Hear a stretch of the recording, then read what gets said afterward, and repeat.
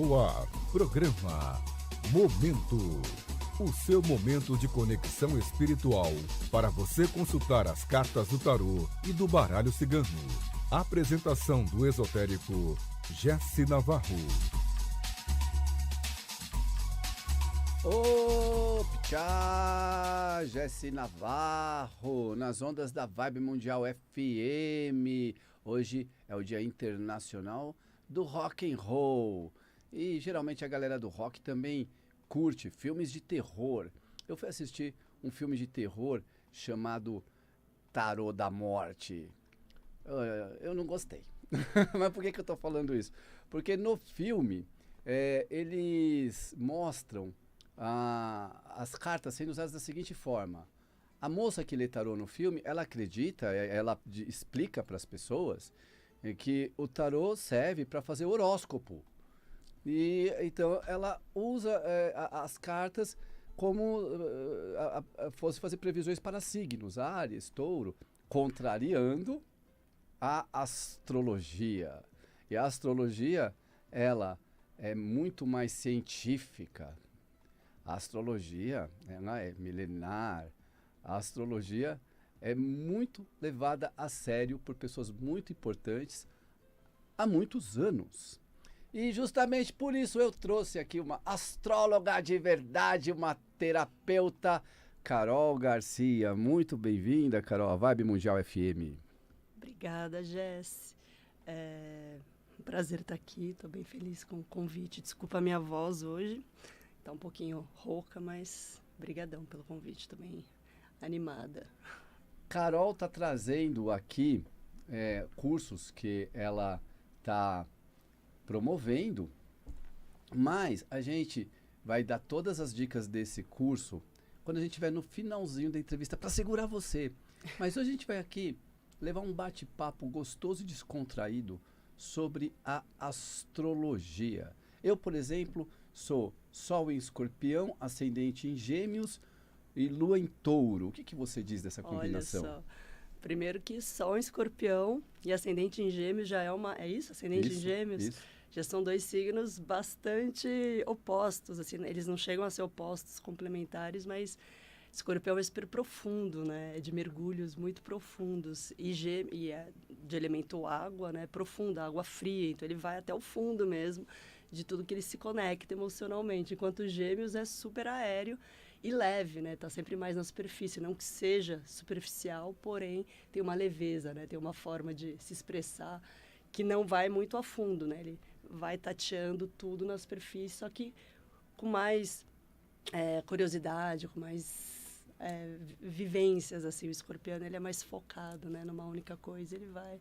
Então, você deve ter um pouco dessa, né? O seu sol, que é a sua identidade maior, deve ser profundo, ao mesmo tempo que as pessoas que te conhecem sentem que você é um cara comunicativo e tal, se expressa com mais facilidade. Então, tem essa, não digo briga, mas tem essa dança aí, né? Entre o estar muito nas profundezas e o estar mais na superfície. Deve ficar, né, entre uma coisa e outra, de repente. E Lua em Touro é uma lua domiciliada, é uma lua bem bonitinha, assim, que a gente fala favorável, né? Porque a lua é, desculpa, é a maternidade, é o nosso senso, né, básico de nutrição emocional. Em Touro, ela fica muito receptiva, muito afável, né? Muito carismática também. E doce, né? É uma lua que cuida, nutre de forma... Então, tem aí essa... Aí sim, Touro e Escorpião são opostos, né? Então, você deve ter aí uma luta, né? Constante. Com certeza. De personalidades aí internas. Eu sei que não é fácil essa luta. E as pessoas, quando te procuram, você oferece mapa astral, entre outras coisas. Sim. O mapa astral, ele funciona muito melhor do que o horóscopo, porque o horóscopo, ele é baseado somente no signo solar da pessoa. Sim. Mas você também faz horóscopos? Como que você vê a diferença entre horóscopo e mapa astral? Quando a gente fala horóscopo, né, na verdade, horóscopo não é, ficou pejorativo, assim, ao meu ver, né? Porque quando a gente estuda astrologia, o horóscopo é esse estudo todo, né? mas ficou mais conhecido o horóscopo da revistinha, né? Da Capricho, o horóscopo do jornal, da tirinha ali e tal. Então, falar horóscopo a gente acha que é genérico, mas na verdade o horóscopo é tudo, né? É a gente estudar, fazer esse estudo mais complexo. Mas que nem a gente estava falando aqui nos bastidores, antes de começar, quando a gente faz um mapa individualizado, tem uma diferença tremenda, né? Do que você pegar, abrir lá o jornal, abrir o jornal, a gente entrega a idade, né? Olhar lá o site, enfim, o aplicativo e ver que tem uma análise mais completa, mais coletiva, que, claro, tem lá os aspectos no coletivo, né? No trânsito do momento, aquilo, obviamente, reverbera para todos, né? Todo mundo sente aquilo. Mas, quando a gente vai trazer aquilo para o individual, a gente entende em qual área aquilo que está no coletivo está trazendo para mim, em qual casa, né, do meu mapa. Porque é isso, a gente tem, por exemplo, a Vênus entrou agora em Leão, por exemplo, né? A gente teve a entrada, acho que ontem ou anteontem, ela está agora a 2 graus, de Leão. Então, é para todo mundo sente que essa Vênus, que é o planeta do amor, do relacionamento, a gente sente que tem essa energia mais exuberante, essa coisa de que todo mundo querer se mostrar um pouco mais, de todo mundo se valorizar, né? Sair para o palco da vida, né? De certa forma. Tem um pouco da experiência que é para todos, mas em qual área? Aonde que está o seu leão no mapa? É lá que essa Vênus vai estar pegando. Então, é lá que você vai ter o sucesso, é lá que você vai estar com a benesse, recebendo essa benesse de Vênus, entendeu? Então, faz diferença. Isso que é muito importante a pessoa ter uma noção do mapa astral e não ficar presa somente ao horóscopo. Eu tenho uma lembrança da minha infância. Eu desde criança fui fascinado por misticismo, por esoterismo, e tinha uma revista chamada Guia Astral, que era editada pelo João Bidu. Famoso João Bidu, E foi ali que tudo começou. Eu lembro que tinha um conceito dele ali, que era de 4 em 4 signos. Esses signos poderiam ter uma química sexual, amorosa maior. Então, por exemplo, Áries combinaria com Touro, Gêmeos, Câncer. Não, Câncer. Com Câncer também? Leão, Virgem, Áries. Libra. Com todos, não, eu tô errando. Áries, Touro, Gêmeos, Câncer. Áries, Touro, Gêmeos, Câncer, Leão. E assim vai, que ele pulava de 4 em 4 signos. Tá. E que esses signos seriam os melhores. Quais são os melhores signos para Áries? Então, Leão, esse. Aí, na época, eu abraçava aquilo e aprendi daquele, muitas coisas que até hoje você vê que tem algum fundamento. Sim, sim. Mas existe isso de esse signo se dá bem com tal signo, não se dá bem com tal signo? Tem sim, porque a gente tem as dignidades astrológicas, né, as familiaridades. Então, com certeza, quando a gente estuda astrologia, quando a gente aprofunda, como eu estava te falando, né, no comecinho, a gente tem que começar pela base, né, quando a gente estuda astrologia. Não adianta querer já ir partindo para essas combinações, tem que entender por que Áries combinaria com Leão ou Sagitário, por exemplo, porque eles são signos de fogo, do elemento fogo. Então, você tem que começar estudando pelos elementos. Uhum. Não tem como você querer saber astrologia se você não sabe a base. E entender que fogo é um elemento quente, que traz entusiasmo, que traz, enfim, um astral diferente, que a pessoa ela é automotriz, né? Ela se automotiva naturalmente.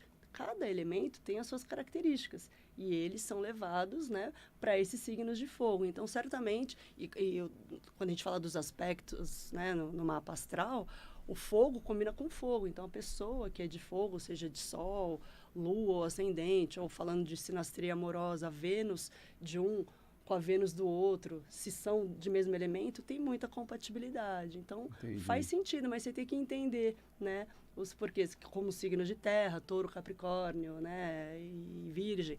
Também tem uma familiaridade, tem uma sintonia entre A partir dos elementos é mais fácil haver uma combinação. Exatamente, é isso. Eu lembro que meu pai, ele foi diretor da revista Destino, era muito cético.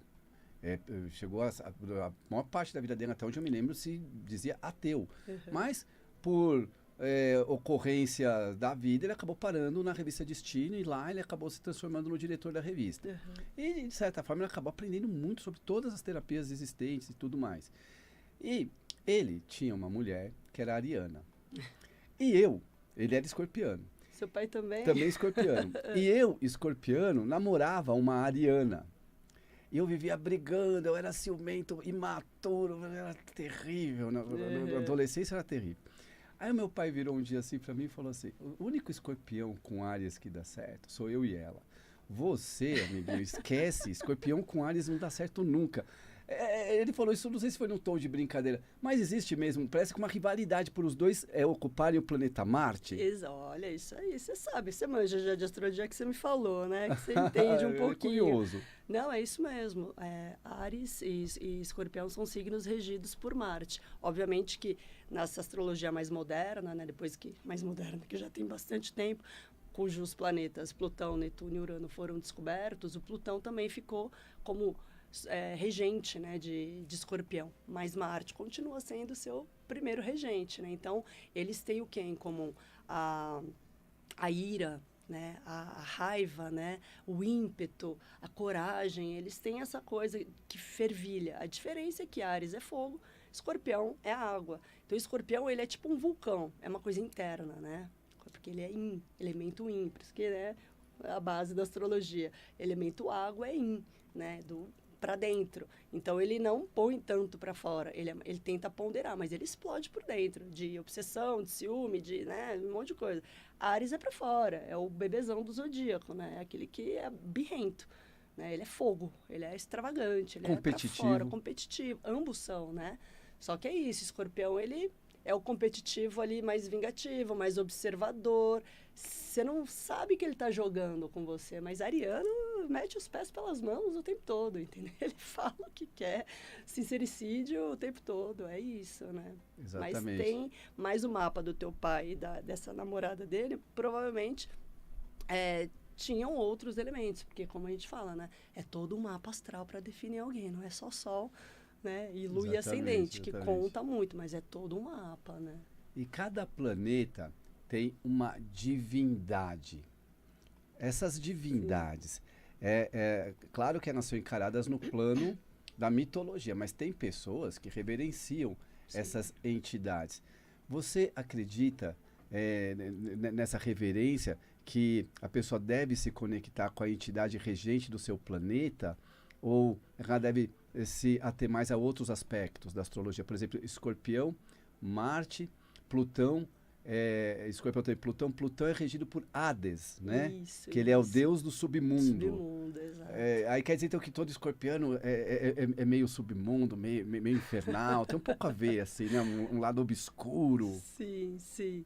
Eu acho que essa parte da divindade, né, da mitologia, que eu acho incrível, é maravilhoso. Eu não sou a pessoa mais estudiosa, tá, assim, da mitologia, mas eu entendo bastante coisa, tô sempre vendo, tem o básico, né, tem gente que estuda isso, eu falo isso porque não é a minha base de estudos, né, não é que eu manjo pra caramba, porque tem gente que manja muito, né, de mitologia grega, mas é óbvio que eu entendo os principais mitos, os deuses e tudo mais. Essa coisa de ter essa devoção, acho que é muito particular, né? Uma época, eu fiz essa experiência por um tempo, da pessoa, por exemplo, eu tenho um Netuno no meu mapa, que ele faz quadratura com vários planetas meus, com o meu Sol, com a minha Lua, com o meu Júpiter, cara, com vários planetas, assim. Quadratura é negativo, Quadratura é um desafio, né? Certo. É uma coisa que instiga, te faz sair da zona de conforto sempre, né? Então, a gente chama, assim, de uma coisa mais negativa, mas que também te ajuda a sair daquilo, né?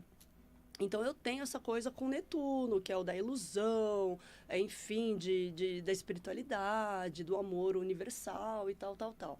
É claro que a gente vai amadurecendo essa ideia, né?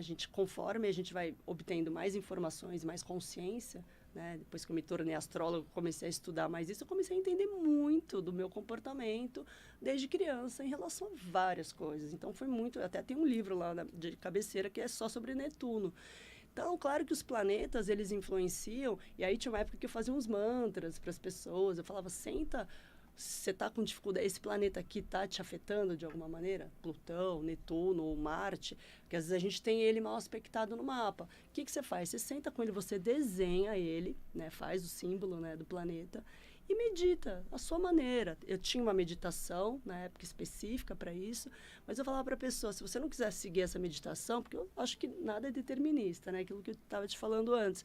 Acho que a pessoa tem que se sentir sempre muito à vontade, né? Então, ela reza, ela faz uma oração, ela pode fazer um mantra, ela pode apenas intuir, mas ela tem que trazer aquilo, assim, para poder tentar dissolver aquele aspecto, entendeu? Acho que mentalizando as coisas, a gente sempre traz, porque tudo é mente, né? Tudo é aquilo que a gente põe e acredita. Então, essa parte da divindade, acho que ela é muito particular, mas eu acho que ajuda bastante, assim. Uma Então, conexão. se a pessoa tem alguma, como eu falei, dificuldade ou algum mau aspecto de algum planeta, é muito legal desenhar, olhar para aquilo, pedir para que aquilo se dissolva, sabe? Esse Sim. tipo de... Mas também é muito particular, sabe? Acho que é de Sim. cada um isso, assim. Um lance legal do seu trabalho é que você justamente acabou de falar, não tem uma pegada determinista, não é tem. uma astrologia voltada para adivinhação, Não. e sim para autoconhecimento. Me conta um pouquinho dessa sua abordagem, no que ela se diferencia, como é que a pessoa que te procurar para ter um atendimento com você, como ela vai se beneficiar a partir dessa sua abordagem? Legal. Isso é importante, né, de trazer, Jess, porque, assim, a minha abordagem, ela é muito... Primeiro que essa coisa da astrologia não ser determinista, eu acho que isso é um ponto de partida. Acho que não dá para ser astrólogo e, assim, eu respeito todas as linhas de astrologia, mas eu acho que falar de determinismo é muito forte.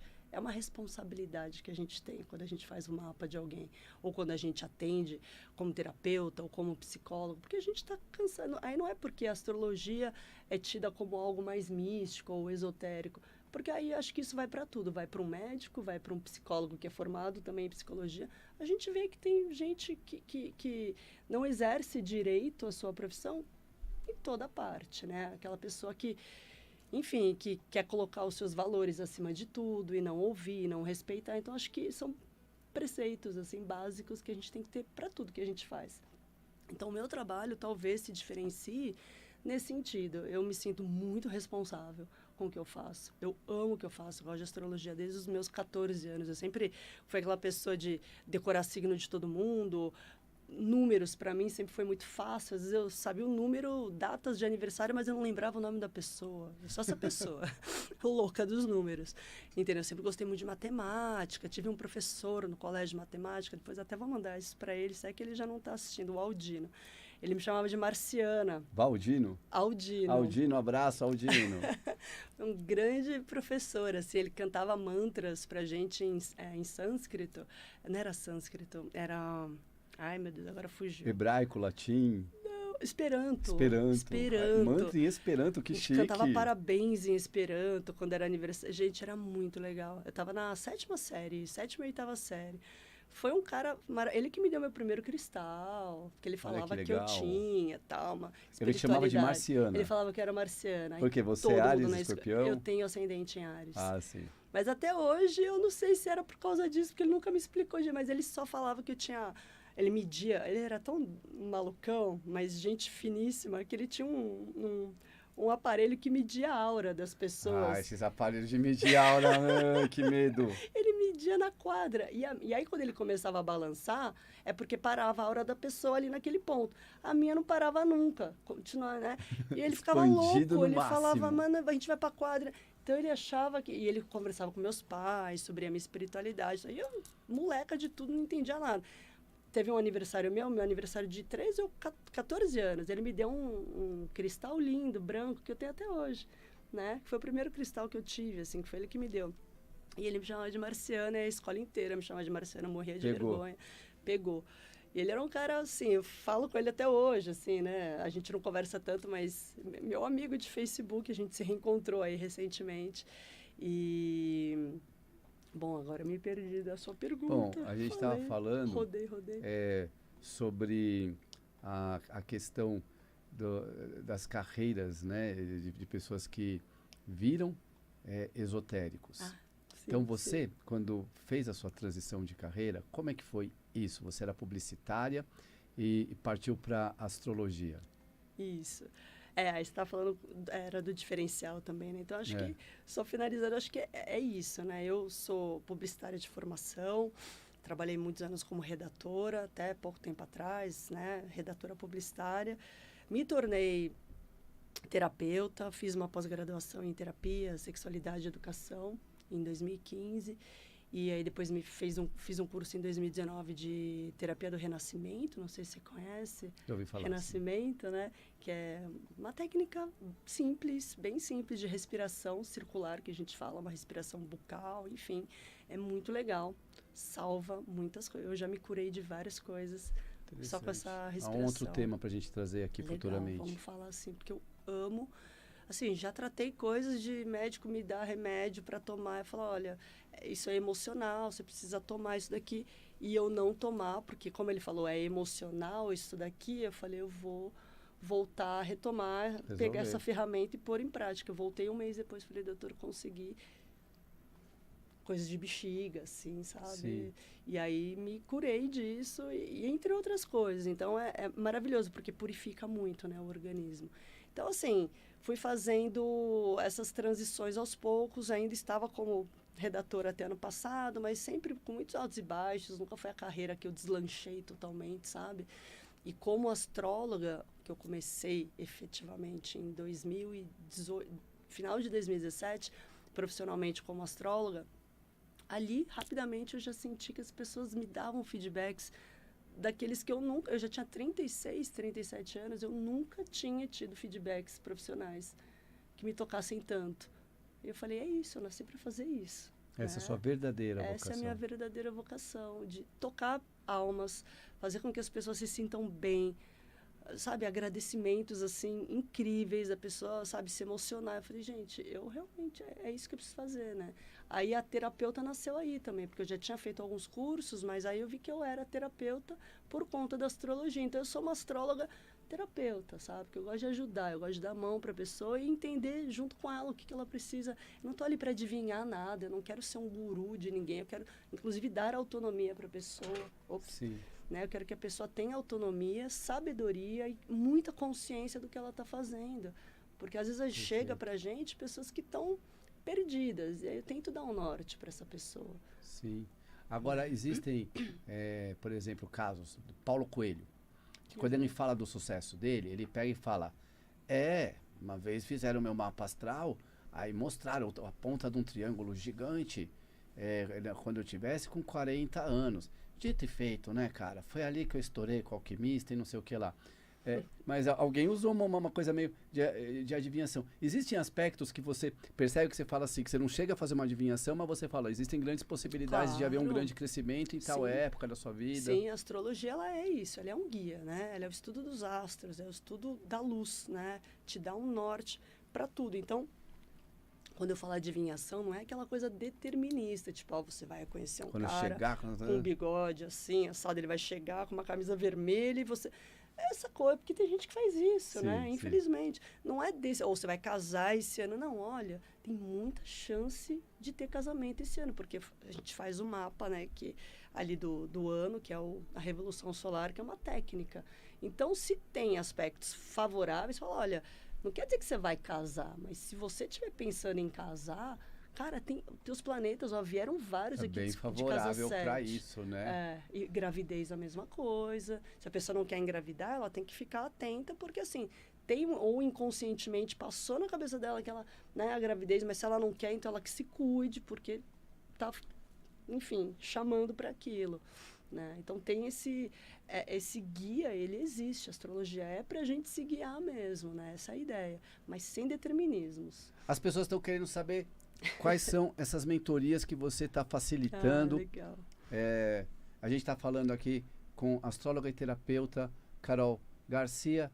O arroba dela é Carol Garcia _inspira. Isso mesmo. Então, Jess, eu tô com 2 mentorias recentes, né, que eu abri agora, sim.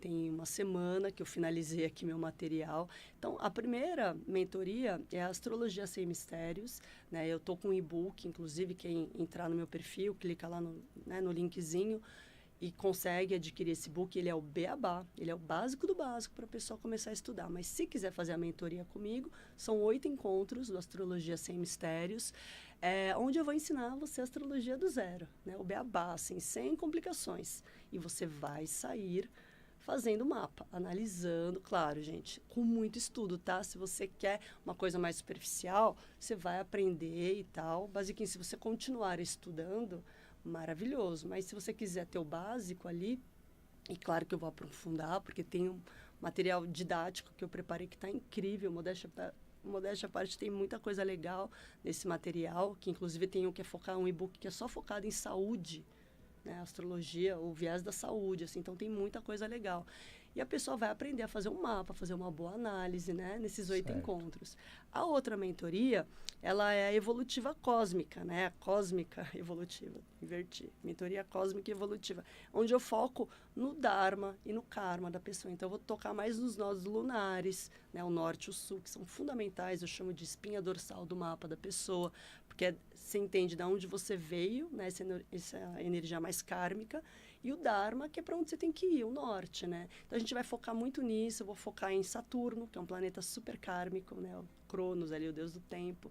Ele diz muita coisa na nossa vida.